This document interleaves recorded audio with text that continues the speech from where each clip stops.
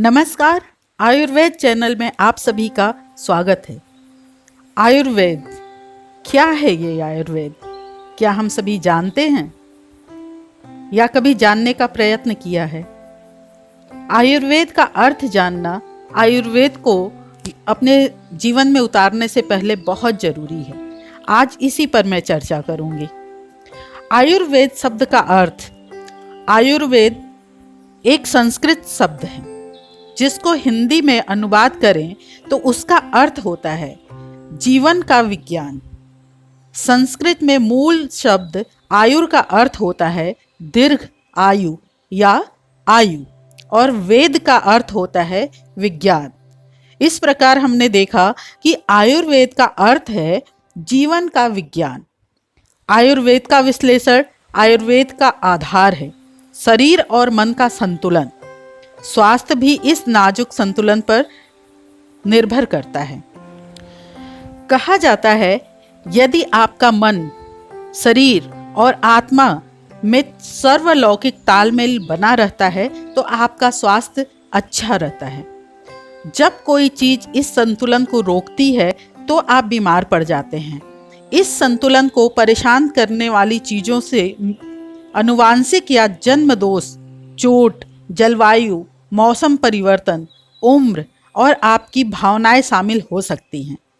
जो लोग आयुर्वेद का अभ्यास करते हैं उनका मानना है कि प्रत्येक व्यक्ति ब्रह्मांड में पाए जाने वाले 5 मूल तत्वों से बना है। कहा गया है छिति जल पावक गगन समीरा, पंच तत्व यह बने शरीरा, अर्थात आकाश, वायु, अग्नि, जल और पृथ्वी, इस तत्वों से हमारा शरीर बना है। ये मानव शरीर के 3 जीवन बलों या ऊर्जाओं का संयोजन करते हैं जिन्हें दोष भी कहा जाता है।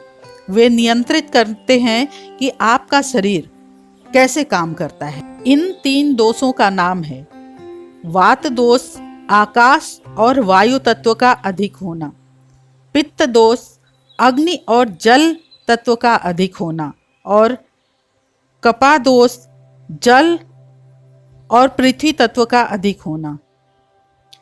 हर किसी को 3 दोषों का एक अनूठा मिश्रण विरासत में मिलता है, लेकिन कोई भी एक दोष आमतौर पर दूसरे की तुलना में मजबूत होता है।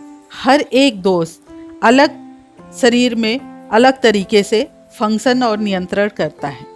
ये माना जाता है कि आपके बीमार होने की संभावनाएं और आपके द्वारा विकसित की जाने वाली शारीरिक समस्याएं आपके दोषों के संतुलन से जुड़ी हैं। अगर चिकित्सा सूत्र के अनुसार देखते हैं तो वात दोष, इसके तहत कोशिकाओं का आवागमन, शरीर में इलेक्ट्रोलाइट संतुलन, बेकार पदार्थों के उत्सर्जन का नियमन किया जाता है। सूखेपन से इसमें असर होता है। पित्त दोष, इसके तहत शरीर में तापक्रम का नियमन किया जाता है। आपटिक तांत्रिकाओं के बीच समन्वय के साथ भूख और प्यास का प्रबंधन भी होता है। शरीर की गर्म दशाएं पित्त को बढ़ाती हैं। कफ, शरीर में पसीने और चिकनाई युक्त खाद्य पदार्थ, वसीय चीजों से इसमें वृद्धि होती है। शरीर के जड़ों को सही तरीके से काम करने के लिए यह लुब्रिकेशन का काम करता है। शरीर की अपचय क्रिया वात से नियंत्रित होती है। उपापचय पित्त से और कफ से उपचय प्रक्रिया का नियमन होता है। किसी स्वस्थ शरीर के लिए तीनों दोषों और अन्य कारकों के बीच संतुलन होना बहुत आवश्यक है। हमारे रोजमर्रा के दौड़ भाग में हम जीवन के इस आधार को भूलते चले गए। हम भूल गए हैं कि खाना हमारे शरीर की जरूरत है, न कि मनोरंजन का साधन। स्वादिष्ट भोजन हमारे शरीर के लिए, स्वास्थ्य के लिए जरूरी है कि नहीं, इस बात से हम नज़रअंदाज रहते हैं, उसको हम भूल जाते हैं। आयुर्वेदिक मेडिसिन और आयुर्वेदिक जीवन शैली एक फायदेमंद और महत्वपूर्ण चर्चा है जिससे प्रोत्साहित होना चाहिए। आयुर्वेदिक दवाओं से कठिन बीमारियों का भी इलाज किया जा सकता है। सर्जरी या ऑपरेशन किया जा सकता है। अगर आप पहले से ही रोगों से लड़ने के लिए शरीर को मजबूत बना सके तो। रोजमर्रा के जीवन में छोटी मोटी बीमारियां होती रहती हैं। आयुर्वेदिक जीवन शैली के माध्यम से ऐसे रोगों से दूर रहा जा सकता है। ऐसे ही कुछ आयुर्वेदिक टिप्स का ध्यान रखें। वो इस प्रकार है। शरीर के अनुकूल भोजन करना चाहिए, समय पर नींद लेना चाहिए, शारीरिक आराम और पक्की नींद होनी चाहिए, प्रात्यहिक व्यायाम होना चाहिए, बुरी आदतों का नाश और नशा से परहेज करना चाहिए। सुबह उठकर रोज गुनगुना पानी पिए। पानी कभी एक साथ नहीं पिए, इसे एक एक सिप कर पीने चाहिए। नीचे बैठकर ही पानी पिए, खड़ा होकर नहीं पीना चाहिए। इस प्रकार आयुर्वेद में खाने के भी तरीके हैं। भोजन को अच्छे से चबाकर खाएं। सुबह के ब्रेकफास्ट जरूर करना चाहिए और वो भी भरपेट करना चाहिए। भोजन करते वक्त पेट में हल्की सी जगह रख देना चाहिए। शाम को अगर भोजन कर रहे हैं तो 8 बजे कर लेना चाहिए, तभी हमारा पाचन और नींद अच्छी रहती है। इस प्रकार हमने देखा कि आयुर्वेद के बहुत फायदे हैं। आयुर्वेद को अगर हम जीवन में अपनाएं तो बहुत सारे चीज़ों को हम सही कर सकते हैं।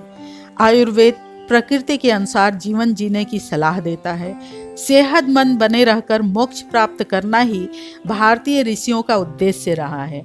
आयुर्वेद कहता है कि पहला सुख निरोगी काया। आयुर्वेद मानता है कि हमारे अधिकतर बीमारियों का जन्म स्थान हमारा दिमाग है। इच्छाएं, भाव, द्वेष, क्रोध, लालच, काम आदि नकारात्मक प्रवृत्तियों से कई तरह के रोग उत्पन्न होते हैं। आयुर्वेद के अनुसार भोजन को यदि उत्तम भावना और प्रसन्नता से पकाकर और उसी भावना से खाया जाए तो वह अमृत के समान होता है और उसमें अमृत के ही गुण आ जाते हैं। आयुर्वेद के अनुसार भोजन के लगभग 1 घंटे बाद पानी पीने से खाए गए भोजन का लाभ मिलता है और व्यक्ति निरोगी भी रहता है। अगर देखा जाए तो आयुर्वेद के 8 अंग हैं। पहला है काया चिकित्सा। इसमें शरीर को औषधि प्रदान की जाती है। काउमारा भट्स दूसरा है, इसमें बच्चों की चिकित्सा की जाती है। शल्य तंत्र, इसमें सर्जरी की जाती है। शलाक्य तंत्र, इसमें कान, नाक, आँख और मुंह के रोगों के लिए चिकित्सा की जाती है। भूत विद्या, मानसिक विकारों के लिए चिकित्सा है। अंगद तंत्र, विष या जहर आदि के लिए चिकित्सा है। रसायन तंत्र, विटामिन और पोषण तत्वों से संबंधित चिकित्सा है। वाजीकरण तंत्र, यौन सुख से जुड़ी समस्या संबंधी चिकित्सा है। आयुर्वेद में पंचकर्म किया जाता है। इसके मुख्य प्रकार हैं, परंतु इसके उप प्रकार भी हैं। यह पंचकर्म क्रियाएं योग का भी अंग है। पहला है वमन क्रिया। इसमें उल्टी कराकर शरीर की सफाई की जाती है। शरीर में जमे हुए कफ को निकालकर अनारलान और पेट को साफ किया जाता है। दूसरा है विरेचन क्रिया। इसमें शरीर की आंतों को साफ किया जाता है। आधुनिक दौर में एनिमा लगाकर यह कार्य किया जाता है, परंतु आयुर्वेद में प्राकृतिक तरीके से यह कार्य किया जाता है। तीसरा है निरूह वस्थि क्रिया। इसे निरूह वस्थि भी कहते हैं। अमाशय की शुद्धि के लिए औषधियों को क्वाथ, दूध और तेल का प्रयोग किया जाता है। इसे निरूह वस्थि कहते हैं। चौथा है नास्या। सिर, नाक, आँख, कान और गले के रोगों में जो चिकित्सा नाक द्वारा की जाती है उसे नस्य या शिरोविरेचन कहते हैं। पांचवा है अनुवासनावस्थि।